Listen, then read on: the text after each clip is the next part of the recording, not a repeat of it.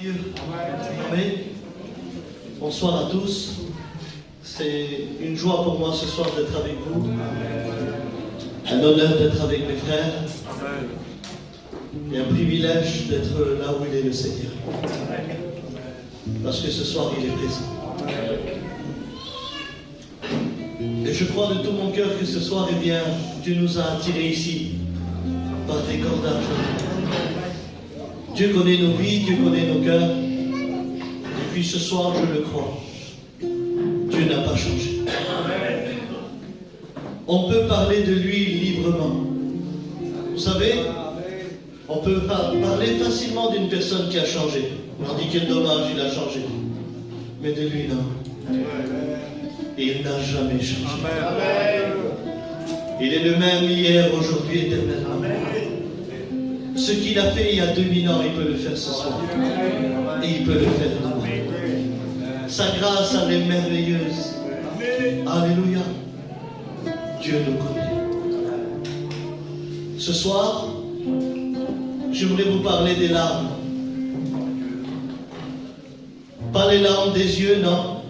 Parce que regardez, j'ai besoin de personne pour les essuyer. Je fais ça. Et c'est fini. Mais j'aimerais vous parler des larmes du cœur. Seul que personne ne peut essuyer. Seule la main de Dieu. Seulement la main de Dieu. Des personnes ont essayé d'essuyer les larmes du cœur avec de l'argent, avec les convoitises du monde, avec l'orgueil de la vie, mais jamais ils ont pu essuyer. Jamais.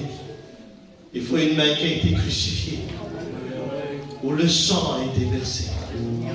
Cette main puissante, alléluia, qui a relevé tant de personnes, elle peut essuyer notre âme.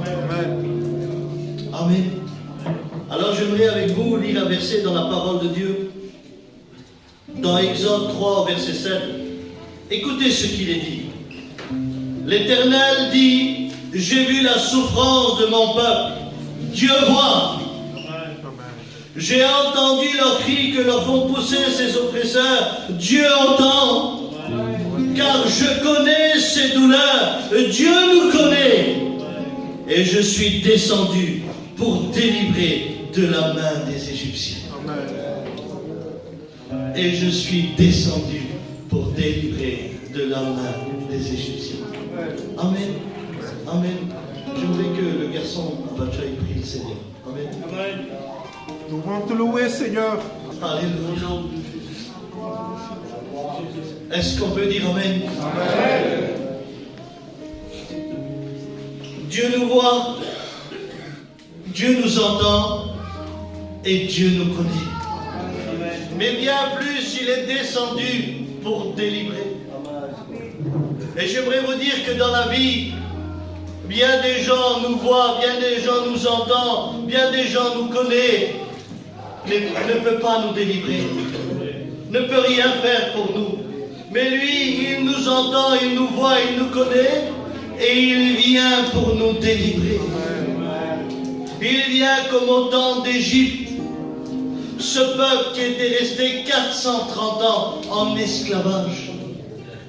430 ans en esclavage. Imaginez-vous, lorsqu'une mère, elle se levait, la souffrance de savoir qu'aujourd'hui, elle ne peut pas tenir ses enfants dans ses bras parce qu'elle doit travailler. La souffrance du père de ne pas manger à midi avec ses enfants parce qu'il était frappé et forcé de travailler. Imaginez-vous le papou qui n'avait pas le privilège de voir ses petits-enfants parce qu'il était forcé à travailler. Et la grand-mère qui était là avec un cœur qui était rempli d'amour pour sa maison, elle ne pouvait pas s'approcher parce qu'elle devait travailler. Mais la Bible dit qu'un jour, ils vont crier à Dieu. Et quand ils vont crier à Dieu, Dieu va entendre leur cri. Dieu va entendre parce que Dieu les voyait et Dieu les connaissait.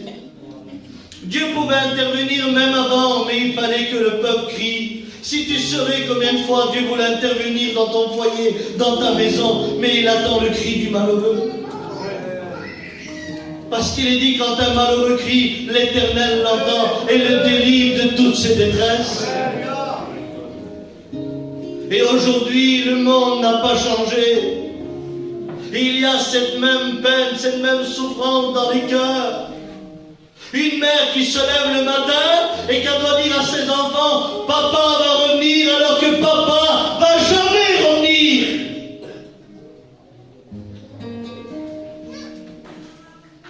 La souffrance de se lever le matin et de voir le foyer de sa fille déchiré.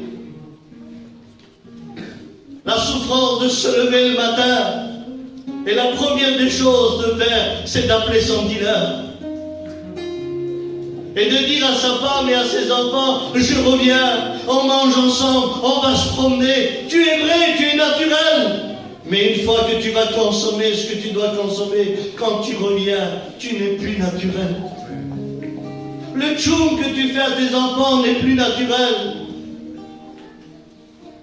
La souffrance de se lever le matin et d'être déchiré par le deuil. La souffrance de se lever le matin et être découragé parce qu'on n'a pas de solution pour arranger nos problèmes.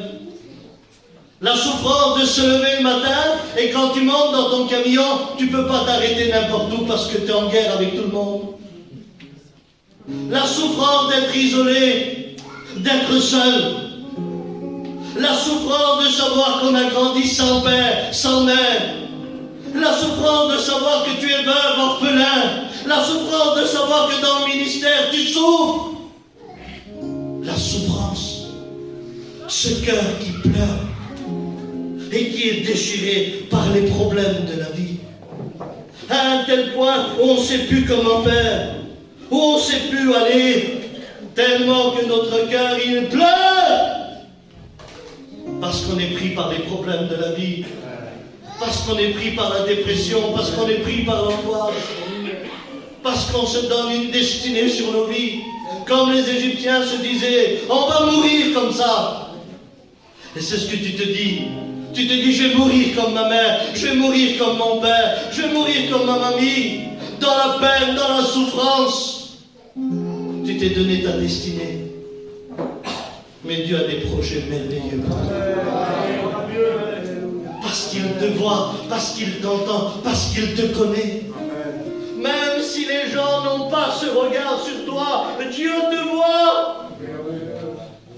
Et il est descendu ce soir, réellement, comme un Dieu puissant, ressuscité, qui vit au siècle des siècles, parce qu'il est le Fils de Dieu. Et il est au milieu de nous. Lorsque la souffrance elle vient entourer un cœur, elle est capable de faire du dégât. Je me rappelle dans la famille de ma mère, une femme qui s'était mariée. Et lorsqu'elle s'est mariée, eh bien, sa vie n'était pas terrible. Son mariage n'était pas terrible. Alors c'était divorce sur divorce, problème sur problème. Ils ont arrivé à un tel point que quand ils se quittaient, ils souffraient. Quand ils étaient ensemble, ils souffraient et ils faisaient souffrir les enfants. Vous savez ce qu'ils ont fait à cause de leur souffrance? Tous les deux, l'homme et la femme, ont été à la gare à côté de chez nous et ils ont attendu que le train passe. Ils ont fait semblant de s'embrasser et tous les deux, ils se sont jetés en dessous le train. Imaginez-vous qu'est-ce que la souffrance peut faire. J'aimerais vous le dire ce soir. Si tu ne tues pas la souffrance, elle va t'emporter. Elle va te détruire. Elle va venir, elle va t'enlever le sourire. Elle va te retirer le bonheur de vivre. C'est ça la souffrance. Lorsqu'elle vient dans un cœur, lorsqu'elle vient dans une vie, elle fait du dégât. Écoutez ce qu'il est dit dans le psaume 56, au verset 9. Tu comptes les pas de ma vie errante. Recueille mes larmes dans ton outre. Ne sont-ils pas inscrits dans ton livre? Imaginez-vous ce que David a dit. Tu vois mes pas. Tu connais ma vie errante. et tu recueilles mes larmes dans des outres, et elles sont inscrites dans un livre. À chaque fois que ton cœur il pleure, il parle, et Dieu marque dans un livre les paroles que tu dis. Ta souffrance, elle n'est pas négligée devant Dieu. Ta souffrance, elle n'est pas oubliée devant Dieu. À un tel point que David savait qu'il y avait un livre écrit et que ses larmes étaient recueillies. Ils étaient dans des vases. Elles n'étaient pas versées inutilement. Dieu était capable d'entendre, de voir et de connaître. Et croyez-moi que nos larmes ont parlé, il y en a des livres en haut. Hein. Mon Dieu, il est capable de prendre un livre, Dieu, et dire, écoute-moi, au mois de janvier, à telle heure, tel jour, tu as dit, pourquoi tu m'as abandonné? Il est capable de prendre ces livres, des livres où il a été inscrit à cause de nos larmes, imaginez-vous, à cause de nos larmes. D'ailleurs, à cause de ce verset, au Moyen-Orient, dans les pays arabes et même aux pays juifs, quand une femme elle souffrait et elle pleurait, elle prenait des petites boîtes et elle mettait ses larmes. C'est vrai, hein, elle mettait ses larmes. Et lorsque la petite boîte était remplie, elle mettait ses petites boîtes devant la porte. Et elle fermait la porte de la chambre. Et quand quelqu'un de sa famille venait et qu'il voyait les boîtes, ça veut dire, ne rentrez pas, je suis en train de pleurer. Je suis en train de souffrir, ne rentrez pas. À un tel point qu'un jour, un archéologue, il a trouvé des cercueils. Et quand il a pris les cercueils, il n'a pas eu peur parce que pour lui, il veut chercher de l'or. Mais quand il a ouvert les cercueils, à côté de chaque homme et chaque femme, il y avait une petite boîte enterrée avec eux. Et sur ces petites boîtes, il y avait écrit larmes. Larmes. C'est-à-dire que les gens qui sont morts, ils se sont dit, moi, je suis mort avec mes larmes, je suis mort avec ma peine, je suis mort avec ma souffrance.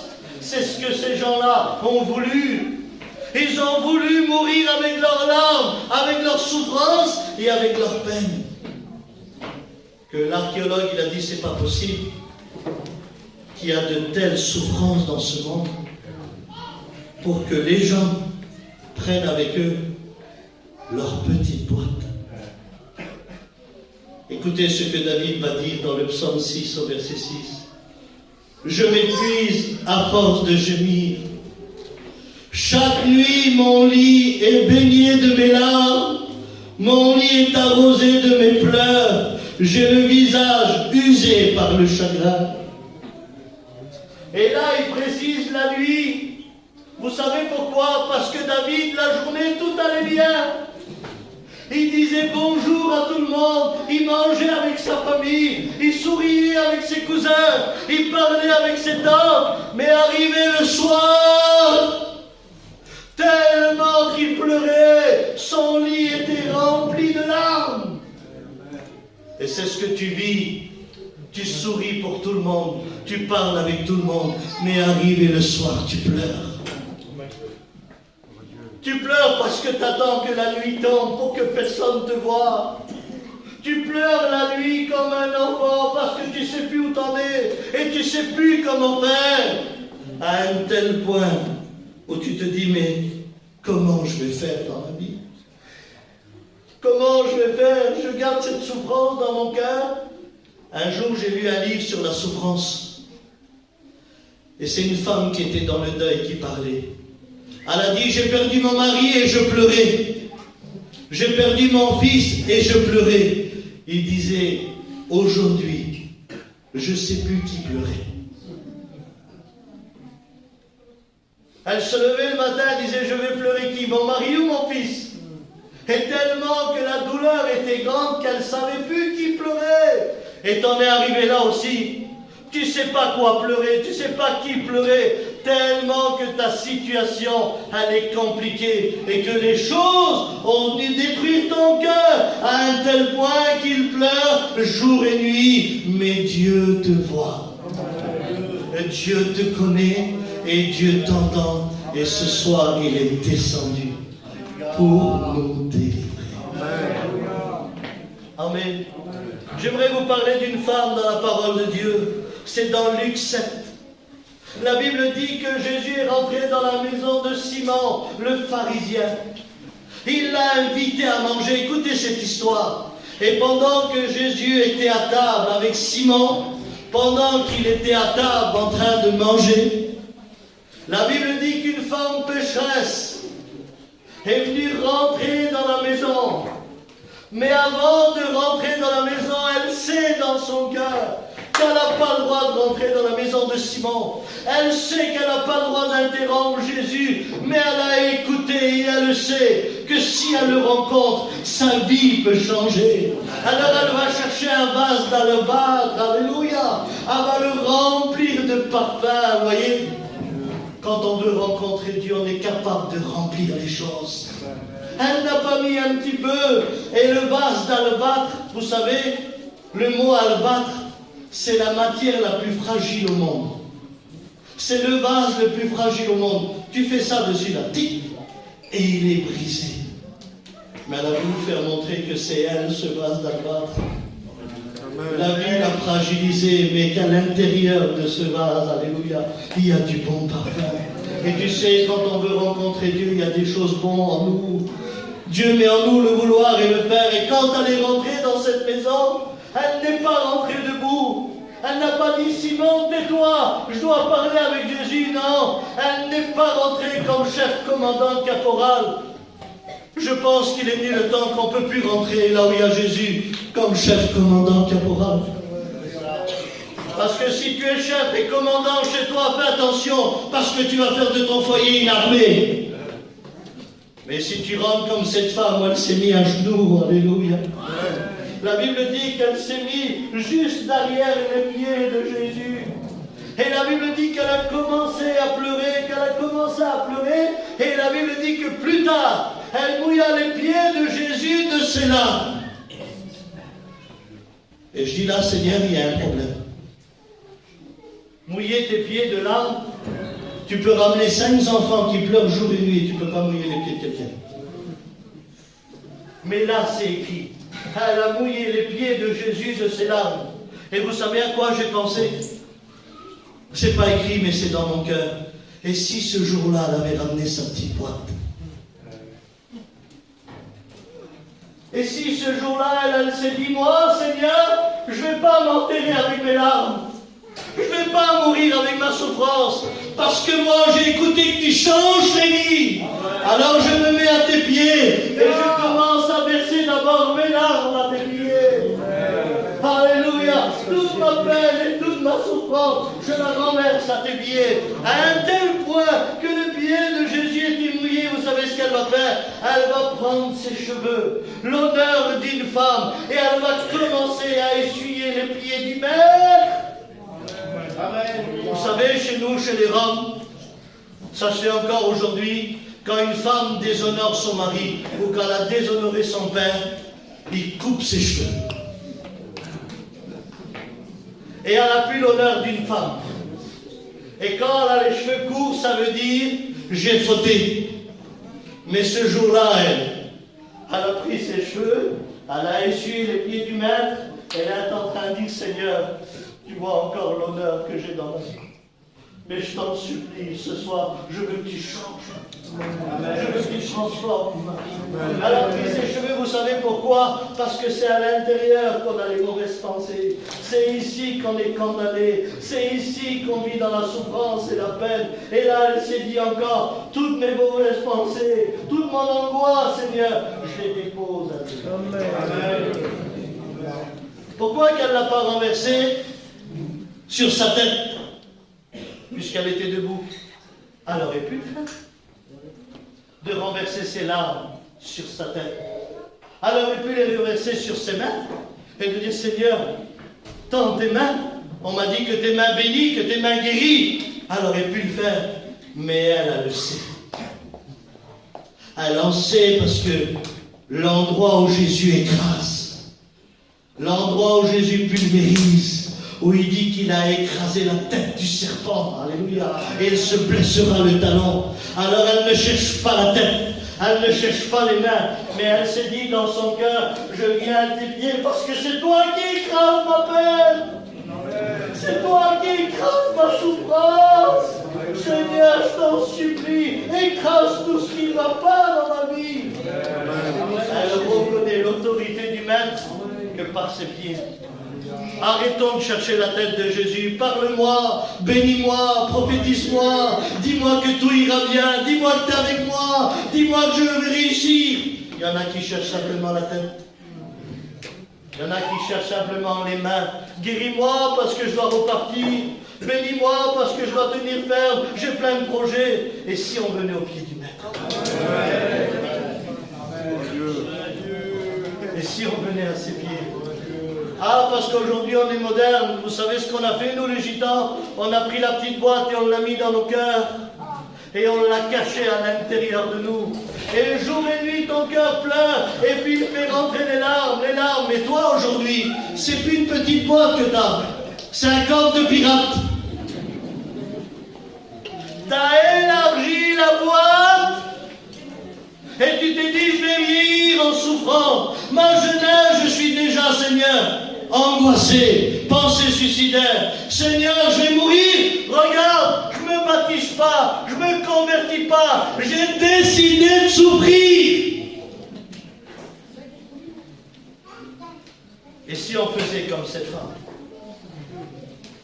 Et si on viendrait au pied du Maître? Et si on viendrait renverser notre petite boîte?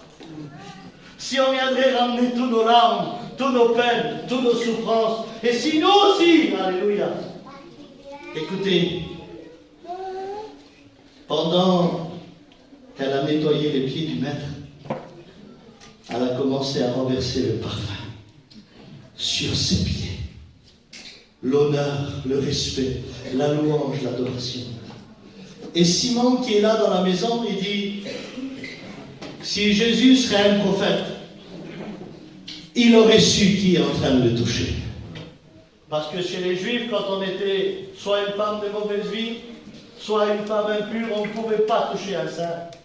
On ne pouvait pas toucher un homme saint. Et Simon, il savait que dans sa maison, il y avait le saint. Et il disait, s'il est prophète, comment qu'il laisse cette femme le toucher? Et là, Jésus se retourne. Écoutez-moi bien. Dieu est capable de défendre des pécheurs qui sont en train de se repentir. Il est en train de défendre des personnes qui veulent construire leur vie. Il dit, Simon, je te pose une question. Il dit, un jour, il y avait deux hommes qui devaient de l'argent à un homme. Un, il devait 500 et l'autre, il devait 50. Mais cet homme-là, il a effacé la dette des deux. Il dit, lequel il a aimé le plus? Et Simon répond, celui qui lui devait 500. Il dit, tu as bien répondu. Il dit, écoute-moi Simon, je suis rentré chez toi, tu ne m'as pas donné de l'eau pour laver mes pieds. Elle les a lavés de ses larmes. Il dit, Simon, tu ne m'as pas versé du parfum sur ma tête quand je suis rentré chez toi. Elle a déversé son parfum sur mes pieds. Et elle a essuyé mes pieds avec ses cheveux. Simon, à qui on a pardonné peu de péchés, manifeste peu d'amour. Mais à qui on a pardonné beaucoup de péchés, manifeste beaucoup d'amour. Simon, dans ta maison, cette femme, je lui pardonne ses péchés. Mais là, je dis, Seigneur, non, c'est pas possible que tu pardonnes des péchés quand on reste muet. Elle doit t'accepter comme sauveur et maître. Elle doit lever sa main dans la réunion. Elle doit dire pardon pour que tu la pardonnes. Mais là, Jésus me dit, Abraham, petit jeune, alléluia, tu sais pas ce que j'ai écrit dans le psaume 6 au verset 9. L'Éternel entend la voix des larmes. Ça veut dire, Abraham, si elle n'a pas parlé, ses larmes ont parlé pour elle. Et elle est en train de me demander pardon. Et elle dit, femme, tes péchés sont pardonnés. Va, car tu es sauvé. Alléluia. Amen. Pendant qu'elle était à genoux, alléluia, Jésus était en train de la pardonner. Amen. Parce qu'elle allait ramener cette boîte. Amen. Amen. Amen. Il y en a qui ramènent leur cerveau à Dieu. comment je vais faire? Et elle, et lui, je vais faire comme ça. Non. Non, non, non, non, non. Ramène ton cœur qui pleure. Ton cœur qui pleure, où tu essayes d'essuyer les larmes, mais tu ne peux pas. Ramène la petite boîte.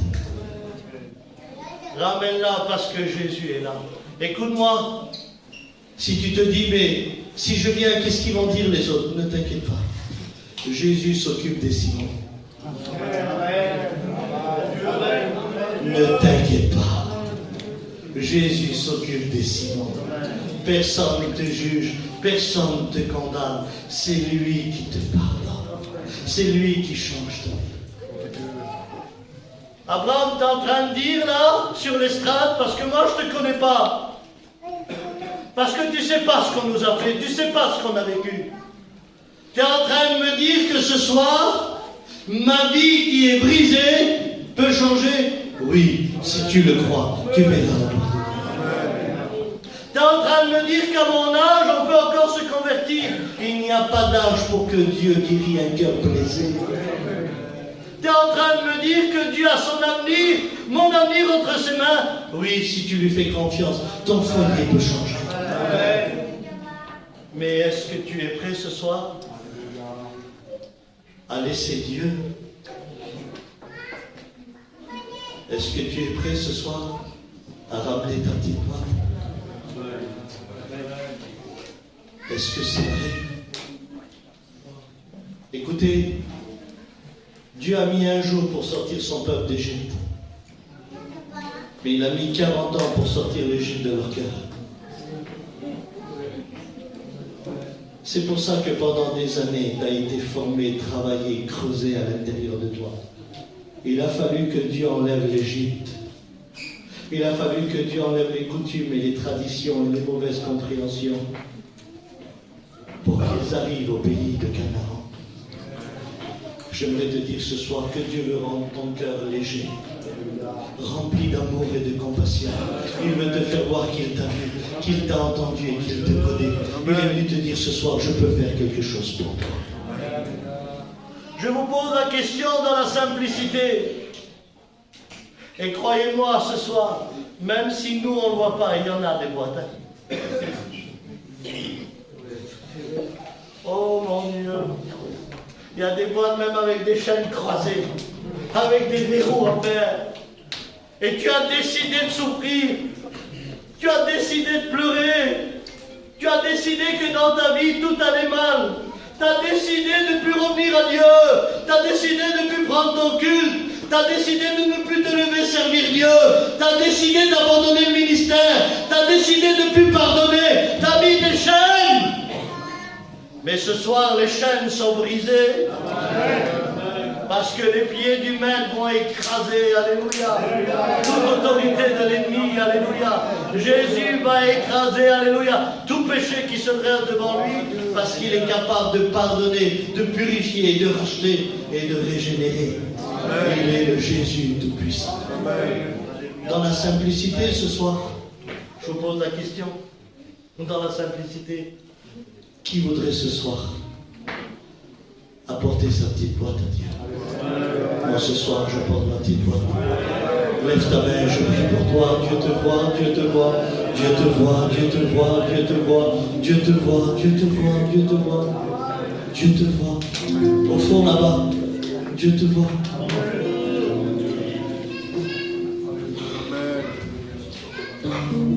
Pardon, hein? Vous ne vous fâchez pas contre moi. Il y en a qui ont décoré leur boîte et veulent dire à Dieu, tout va bien chez moi. Tu pleures et Dieu t'a vu.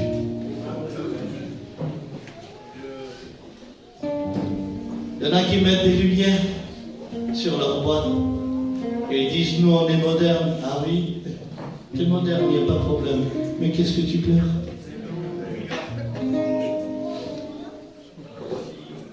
Arrête de décorer ta boîte. Apporte-la au pied du maître. Viens sortir de ta souffrance. J'aimerais que les personnes qui ont levé leurs mains, on se met debout un instant. Levez.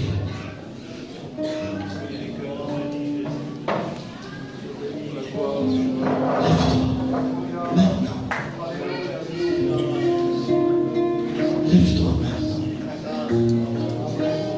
Je t'en supplie, lève-toi.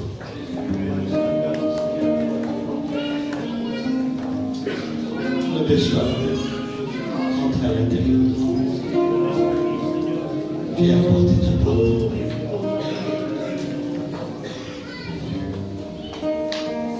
Il y a encore des personnes qui doivent se lever.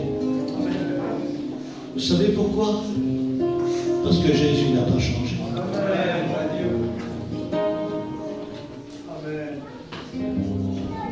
Mon visage est usé par le chagrin. Quand tu te lèves le matin, la première chose que tu fais, c'est de voir ton visage. J'aimerais que les personnes qui sont debout, pendant que Bacha chante un cantique, j'aimerais que vous veniez devant. Mais il y a encore des personnes qui doivent venir. Venez, ceux qui sont debout, venez. Venez devant.